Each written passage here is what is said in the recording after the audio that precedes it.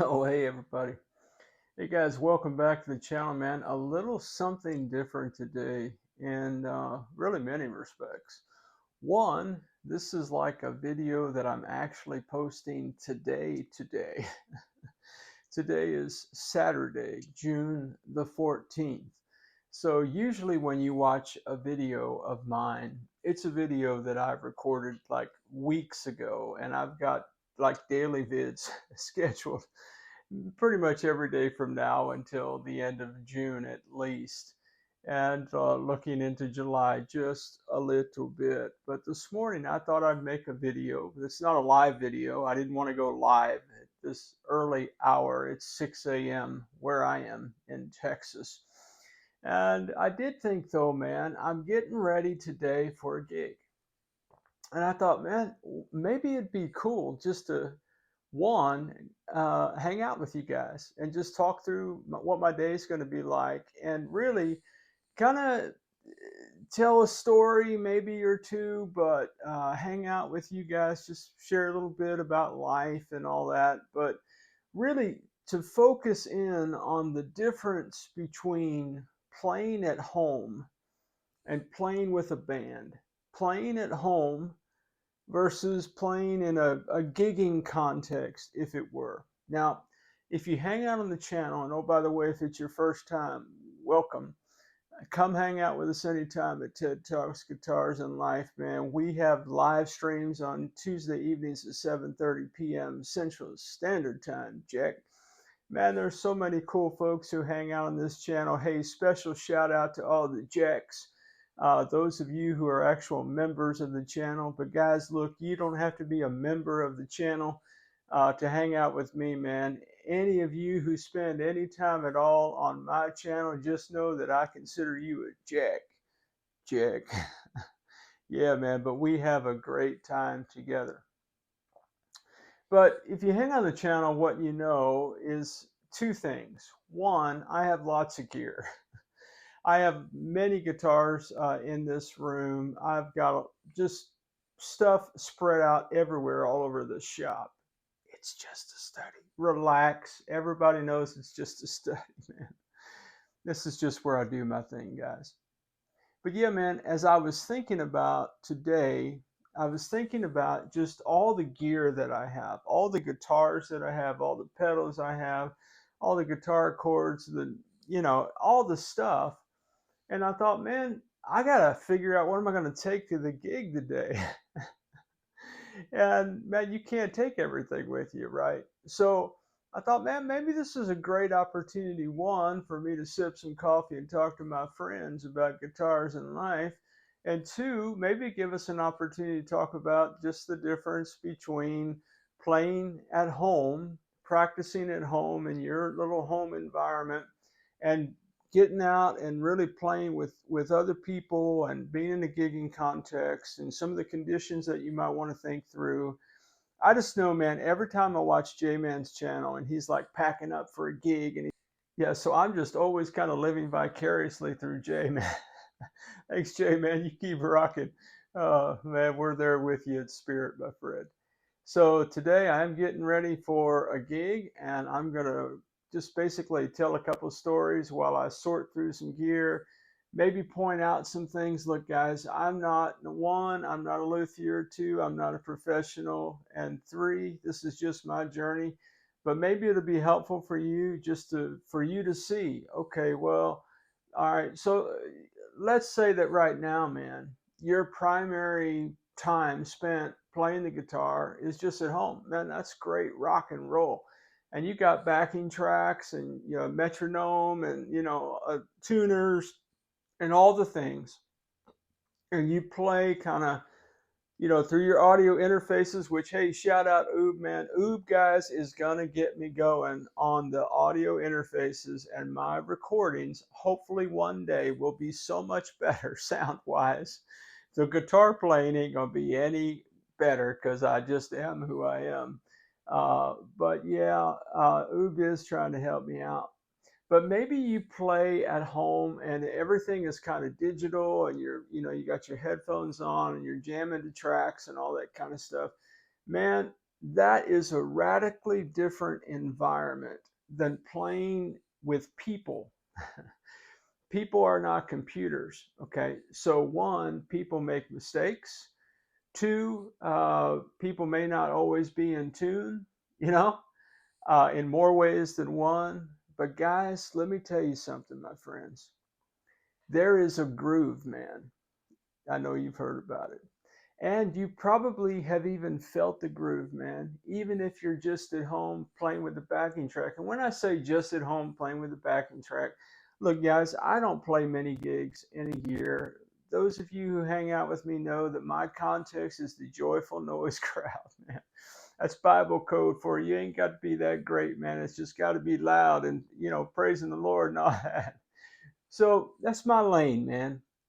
That's my context mostly for music. Now, would I love to find a local band and play some gigs at the DFW hall or a local bar or something like that? Man, I'd love to do that. But for right now, man, my context is my joyful noise gig. So I play a lot of church activities. I play men's retreats and conference kind of stuff. And today happens to be a graduation, which I'll tell you a little bit more about later today. And you might think, man, how is a graduation a gig? Oh, man. Uh, when the graduation is about celebrating the good things the Lord has done in the student's life, man, it becomes worship and we jam out, Jack. We do indeed make, my friends, a joyful noise. But, there's a difference between playing with people and playing with digital devices. And all the gas in the world, all the gear in the world. Man, you can't take all the gear to the gig. I mean, you could. Okay, look, you could be that guy. And look, nobody likes this guy. Just spoiler alert at TED Talks Guitars in Life. Look, nobody likes the musician who shows up and they've got 3 amplifiers and 8 pedal boards and they've got, now when you see me pack my stuff, you're going to go, now wait a minute, isn't he the guy that said less is more?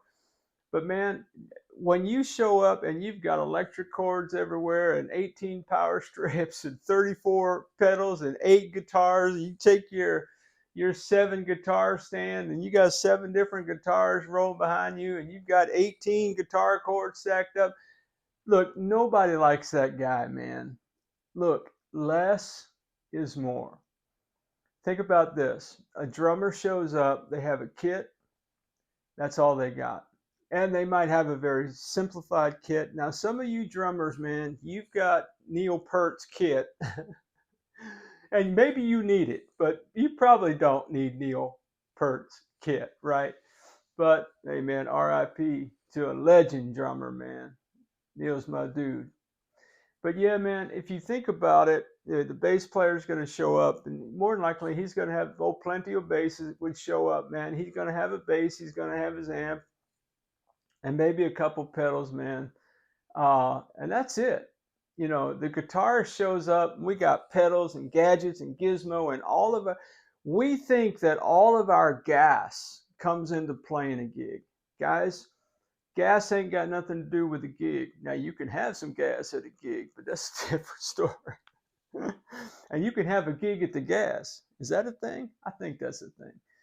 All right, so what we're going to do, man, is I'm just going to be putting my pack together today, things I'm going to take to the gig. And I just thought maybe, man, one, we could hang out, and two, maybe you'd like to see kind of my thought process. Maybe some of you, are looking for a band to play with, or maybe you're playing with a band right now, and maybe you're thinking about doing a gig or branching out, man, and playing with some folks and finding a little venue and getting something together. Maybe you're thinking through all that, man. What's really the difference between playing music live in front of people and playing at home? And in addition to that, I'll go back to the groove where we began this long story section. There is a groove, my friends. And there are few things in life more cool to me than being in the musical groove, man. And I don't know how to explain it. It's a little bit like love. How do you know when you're in love? I don't know, but right? Man, there's a groove, there's a vibe, and we could be spiritual about it. I'm a spiritual person. We could say there's a spiritual thing to it, and I think that's true. But you don't have to go that route, man. You could just say, dude, there's a groove, man. Guys, it's palatable. You can hear it. When everybody in the band, and it doesn't matter the composition of the band, it really doesn't. And it doesn't matter the genre of music. It really, to me, this is my look. Everything on my channel is about my experiences. If you got a different experience, guess what, Jack? Put it in the comments, man. I got a thick skin. I can take it. Not that you're going to attack me, because that'd be unnecessary. You understand? But man, tell your story in the comments, Jack. Let's have some fellowship about it. But yeah, man. So for me, I just know there's a groove, man. Plenty old bass and I found that groove a lot, man. We were high school kids. He had a bass. I bought a guitar. We had a buddy. Shout out Joe, wherever you might be, my brother. We played in his garage most of the time, and man, we wrote our own original tunes because we thought, well, if you're gonna be famous, you got to write your own stuff. Isn't that precious? Yeah, we were young and let's just call it optimistic and be kind. But man, there's a groove, man. There's a groove. It's a pocket, and when you find that pocket, man, and the rhythm is there, the drummer and the bass player got the rhythm on lock, and the guitar is in step with that, and the vocals are in step with that, man. There is, man, it is like, man, it's like being in a river, right? In like a raft or something, and you're just being carried by it, man. You're just swimming in the stream, man. It's like it's not an uphill battle. You know what I mean? You're not swimming against the tide. It's natural, and you can, man, you can feel it. And so, man, I'm just excited about today, Jack. And I thought, you know what, man, I got some videos scheduled. I sure do, man. I do. I got videos scheduled today. We go back and talk about some projects later on. But I thought this morning, man, I'm too excited about playing this gig with my dear brothers this afternoon, man. And so I thought I'd jump out and make a video. Well, that's the longest introduction you ever heard, but it is Saturday morning if you're watching this in real time. So maybe you got a little bit more time today. Man, if you want to hang out and talk about gear and the difference between, man, gas and gigs, man, stick around. Let's get into it. Well, all right, my friends, we are back at it. By the way, always be careful with your beverages around your stuff, man. Never do what Ted does, as you know. All right, so I'm going to walk through some things that for me, when I think about a gigging context, what do I take? What do I leave behind in the shop? We got gas, man. We've got more pedals than we're ever going to need, right? We've got more guitars than we can play in one gig. Look, at a gig, you're going to play one guitar at a time, right? So I'm going to leave the guitar choice to the end of the vid because I do need to make a decision. I about made my mind up, but maybe you guys, well, the video won't post and you have time to give me feedback probably before I leave the house. But anyway, guys, so let's talk through it. So number one, if you hang on the channel, what you know is that I love my Vox Valvetronics amp that is behind me, which was given to me by a dear friend. It was free, is what I'm saying. And the best kind of amplifier is a free one, Jack, particularly if it's a tube amp, the Vox. I love it. But that guitar amplifier is too heavy, my friends. I am not carrying that Joker. Not the Joker. Oh, you don't know about the Joker yet. That's a spoiler alert. You don't have to worry about the Joker. He's coming down the road. All right, so the Vox Valvetronics, man, is too heavy for me. So I'm going to take my Boss Katana 50. And hey, man, shout out to the Rev Doc. If you guys don't know the Rev Doc's channel, I'll put a description. Nope, I'll put a link in the description below. There we go. That sounds better. And the Rev Doc just did a live last night, and he got a coupon from Black Star And you can get one of their 50R amps for like $250 US using his code, man. So go check out the RevDocs channel.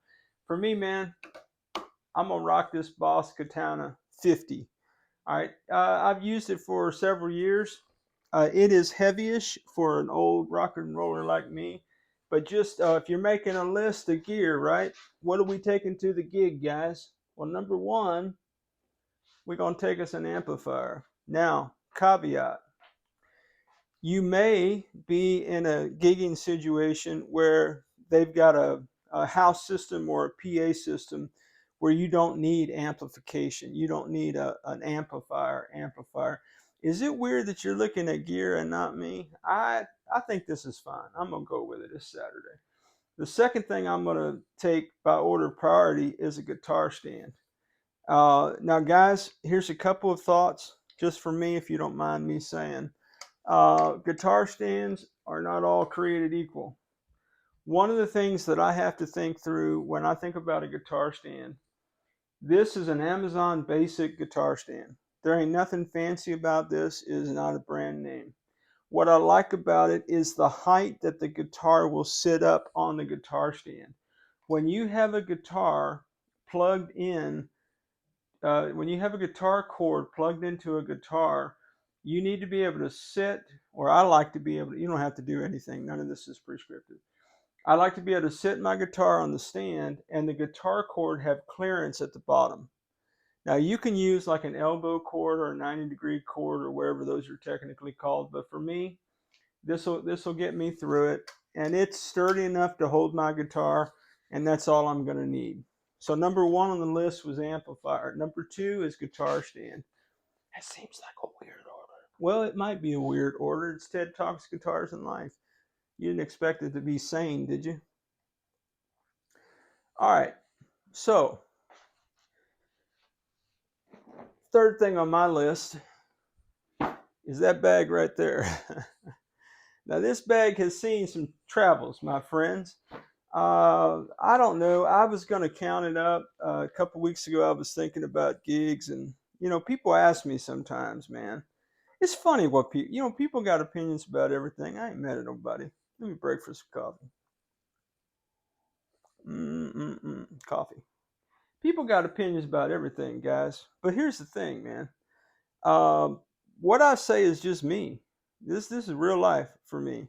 People think, well, if you don't gig like, 18 times a week, man, you can't have a YouTube channel talking about guitars. Man, go somewhere with your bad self, bro. I play gigs. All right, maybe 150 gigs in the past, 20 years. I don't know. It ain't a whole lot. All right, here's the thing, man. And that's counting all the joyful noise stuff, right? And anyway. What's in the bag? All right, Jack, what's in the bag? Number one, the only thing in this bag right now is this big old, you can't see. Come on, Dutchie, man, run the camera right. Oh, I'm sorry, puppy. I was trying to get it. I don't know. I'm kind of sleepy, man. It is super early here. It is super early here. You know what? Give me the camera. Puppy, that's not the way you're going to do it, man. People aren't going to be able to see. Just get away. It's crazy, dog. All right, what's in the bag? Number one, guys, the longest orange electric cord you've ever seen. Okay, it's orange for a couple of different reasons. Number one, it's the only one I have. I did not want to borrow the Christmas light one. No, this lives in this bag, Jack. It's orange one, so I can see it and remember it. It is a little unattractive. Okay, so there is that. So just know if you care about like the aesthetics of what things look like, maybe you don't want an orange one, but you do want to make sure that you can get power to wherever they put you in the room.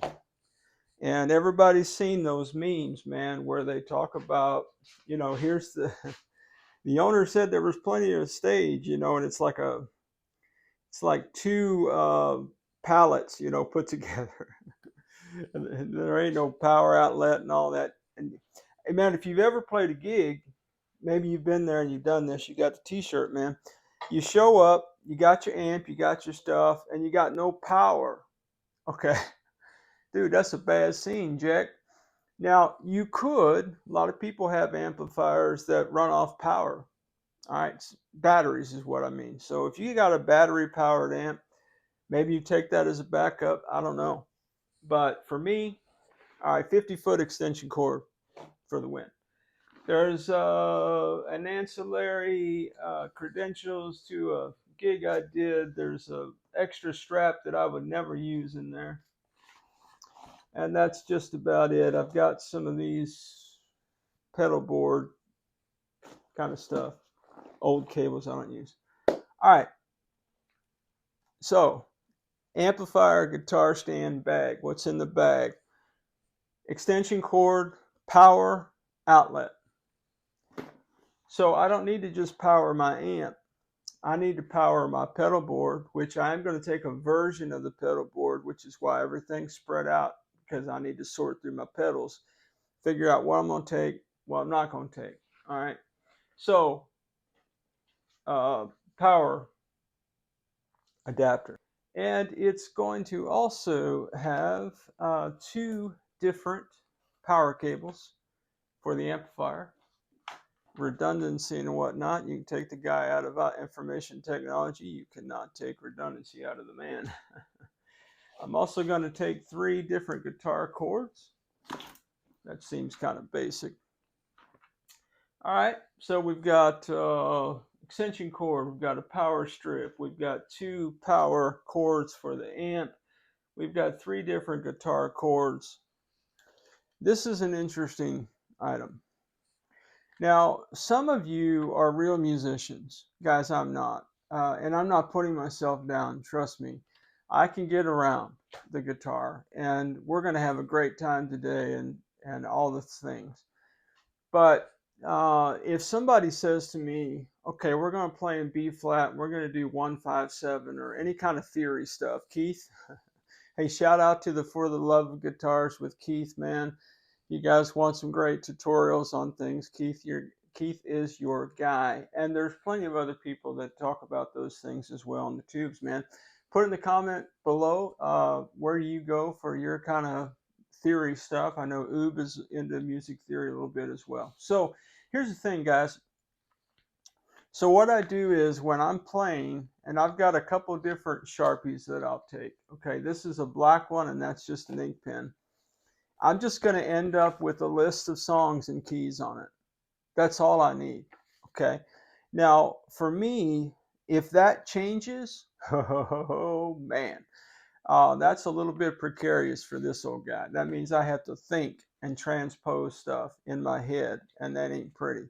However, when we finalize the set at our last rehearsal, then I will write out the songs and the keys, and that's really all the music that I'll have at the gig.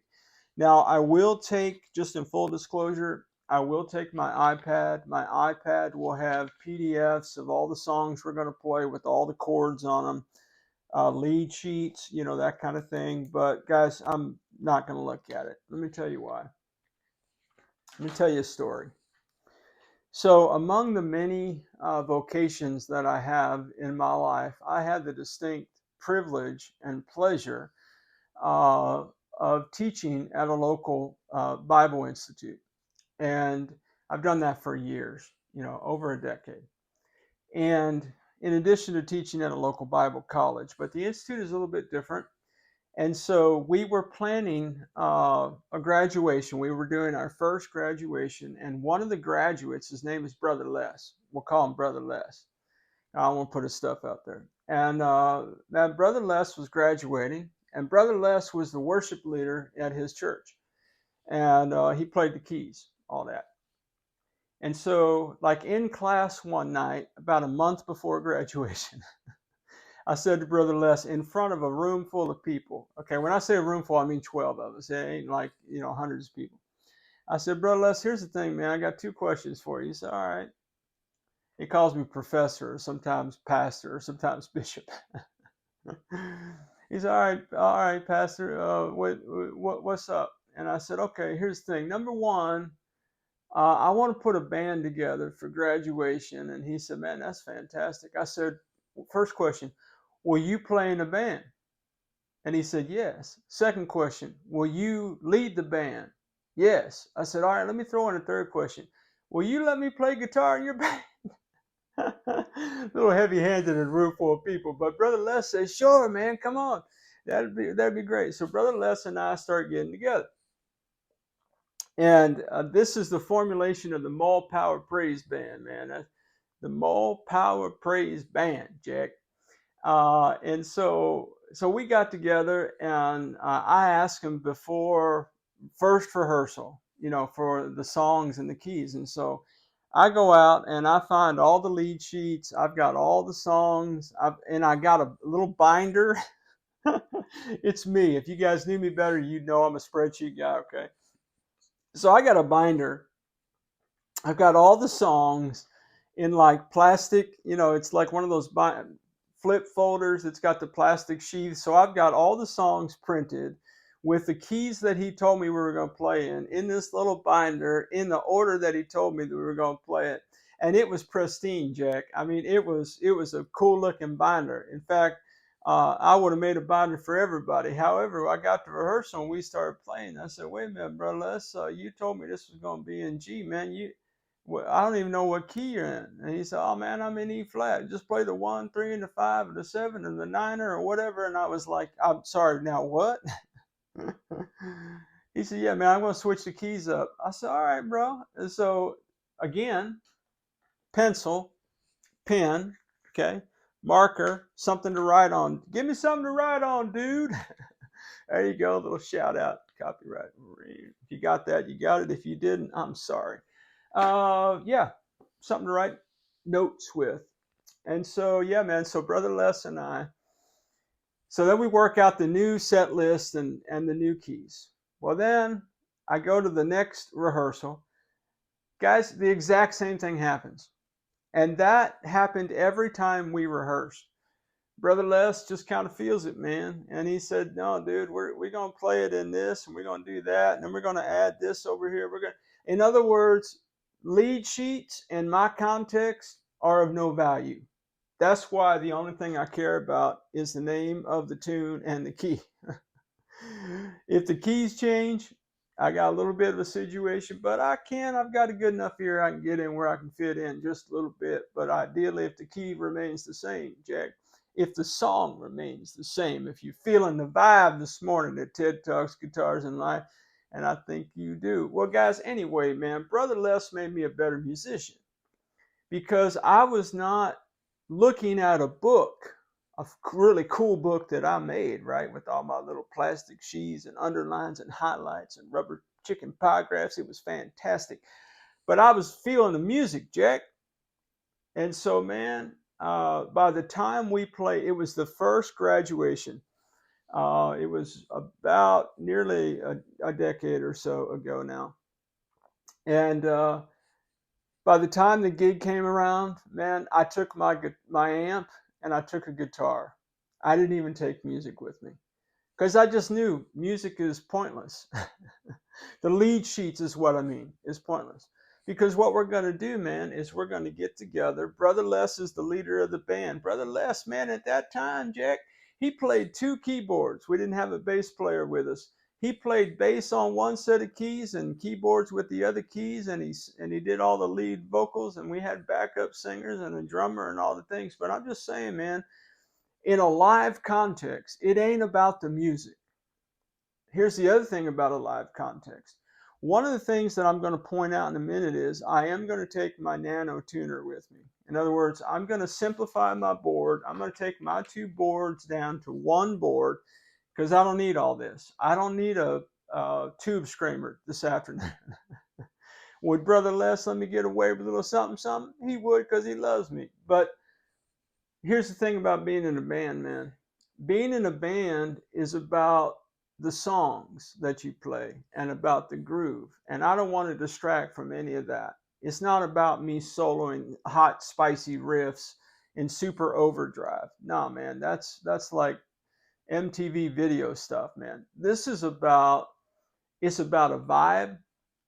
It's about a groove, and it's about an atmosphere. And so anyway, I'm just saying, man, I ain't got nothing against drive pedals. If I was going tonight, or this afternoon to play down at the local watering hole with some buddies, and we're going to play a little classic rock, man. Tube Screamer all day. We might even get a little heavier than that and go super overdrive or something. I'm just saying, for my context, I don't need all that. So I will be simplifying the board. I was talking about a tuner, wasn't I?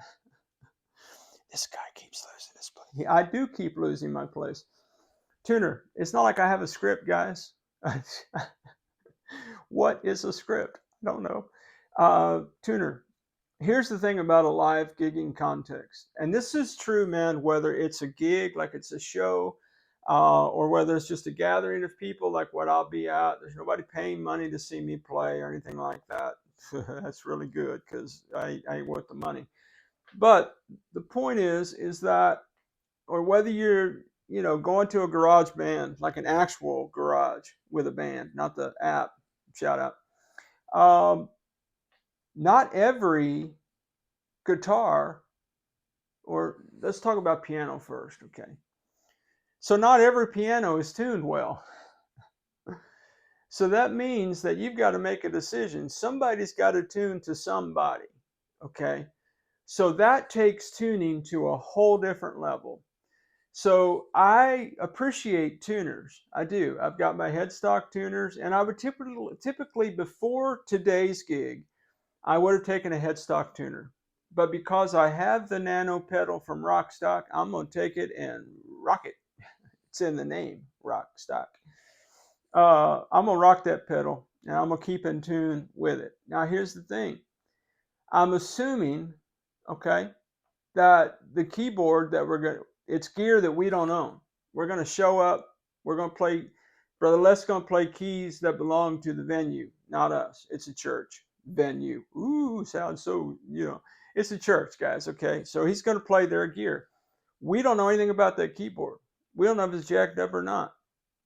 We don't know if it's more like a piano situation where maybe the piano's out of tune. So at some point, you've got to learn how to, here's the spoiler alert, you've got to learn how to tune with another guitar and a piano without the tuner. You've got to figure that out, guys, by ear, by hearing it.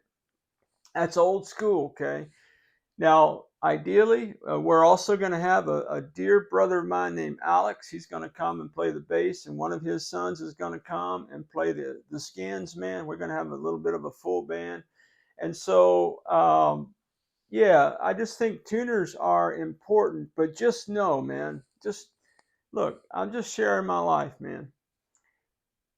Tuning in a real life situation isn't as sterile as it is at your place, okay? You've got to factor everything that I will do today. Let me stop talking about what you got to do. Everything that I'm going to do this afternoon, I'm going to do for one purpose. There's a great movie. It's called Drumline. I don't know if you guys have seen it or not. Go check it out. Rent it if you have to. It'd probably be $4 on Prime or something like that. But in the movie Drumline, it's about a marching band of all things. And there's a character in the story. I don't know if it's a real story or not, a true life story, but his name is Dr. Lee. And Dr. Lee is trying to get a boneheaded drummer on a marching band drum line to recognize the value of a unit or of having people around you. And he has this expression, and here's the expression: one band, one sound. Guys, for me today, that's all I want to do. It's not how many cool riffs can I get in. It's not how well can I stand out. No, guys, I'll just tell you, man. Brother Les sometimes will say, no, come on. He calls me Guitar Teddy when he doesn't call me professor, pastor, bishop. When he's really feeling himself, come on, Guitar Teddy, give me a little something. And he'll tell me, just, no, come on, turn it up a little bit, do this. How about this? He'll give me some direction and some guidance, what he's hearing, because he's the leader of the band. I'm not the leader of the band. So everything I'm going to do, man, is going to serve the purpose of that band and those songs and the people that we have in front of us. One band, one sound, one groove, one vibe. Well, guys, I'm going to now move to my pedal board and do a little arranging here. I don't think you necessarily want to stick around for that, but I'm just going to be ripping pedals out, and I'm basically going to end up with my tuner, my compressor. I am going to take the noise gate. What? You just said you're not doing any distortion. I'm not. But the facility that I'm playing in, guys, we talk a lot about grounding guitars on the channel, and we've got videos about how to do that. And so many other guitar channels have videos on how to make sure your ground wiring inside the guitar is copacetic. Grounding has as much to do with the environment that you're in as it does the guitar inside the guitar body. Guys, there are buildings and facilities that I have played in. For some reason, there's more frequency. For some reason, the electrical currents, I don't know what it is.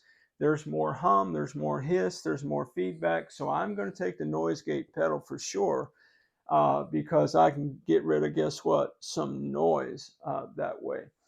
Tuner, compressor, noise gate. I will take my boost pedal. And the Boss has reverb built in, so I probably won't take reverb. And it has delay built in, meaning I can set those.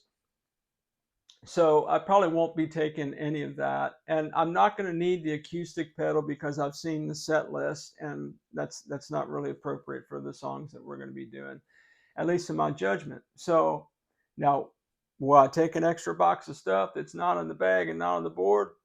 It's me, probably. So yeah, that's going to kind of round out my pedal. And then a couple of other ancillary things. Actually, they're really important things in my view. I've got two little cigar tins here. They have picks in them. They do not have stogies in them. One is for an acoustic set, lots of thin picks. I won't be taking that. This particular cigar tin has all of my kind of medium gauge and thicker kind of pins in it. I've been feeling these Dunlap 73 mil, and I also like the 65, 63-ish, somewhere in there, Dunlaps as well. Those are okay. But just a medium fender pick would do in a pinch as well. Strap locks. Guys, I don't have fancy strap lock apparatuses on my guitars. What I have is these little Fender round rubber things, and they work. You put the guitar strap on the guitar. You put what? Yep. Oh man, I gotta collect myself. I got so much to do.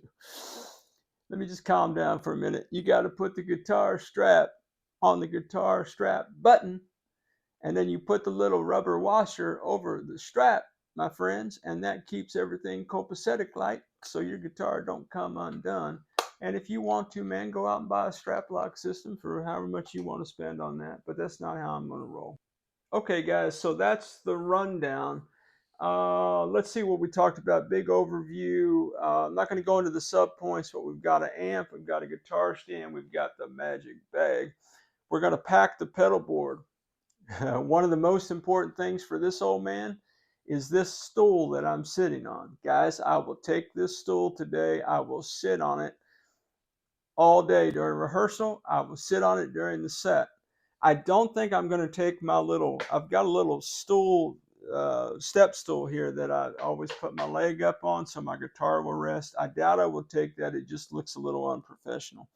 But I will at least take my stool, and when I play in a live context on the stool, I'll sit out kind of on the edge of the stool, and I'll have my guitar kind of positioned in between my legs here. We'll rock and roll that situation. The only thing I need to do now is decide which guitar I'm going to take, and I'm pretty certain I'm taking C note. This is my T's SBH edition, and I'm pretty sure I'm taking her. I thought about taking the Xaviere, but this guitar, man, is just tried and true. So I'm going to simplify my life and not add it too many new components. You know, guys, I said earlier that Brother Les made me a better musician, and he sure enough did. You know, in almost every video, I'll say a little something like this. I know it sounds like a sales pitch or whatever, although I ain't selling anything. Well, you got channel memberships. Yeah, I got channel memberships. You want to be a member? Be a member. You don't. Why is he so defensive? I don't know. Here's the thing, guys. I say it in almost every video, man. I pray that you're surrounded by people who love and affirm you, man. People who get you. People who appreciate you for all that you are, man. Yeah, man. People who support you in your guitar journey and all the journeys of your life. People who dig you, Jack. And I pray that whatever you're going to do today, man, that you're digging what you do and doing what you dig, Jack. And I really do appreciate you being a part of my journey, particularly today, man. It was cool to hang out with you. I know it's a little weird video, man. So put in the comments, let me know what you think, man. But I'm off to finish packing this pedal board. I got a gig to get to, Jack. Hey, guys, wherever you are in your guitar journey, man, I pray it's a long, smooth, safe, joy-filled ride for you, Jack. Rock on with your bad selves, everybody. Catch you down the road.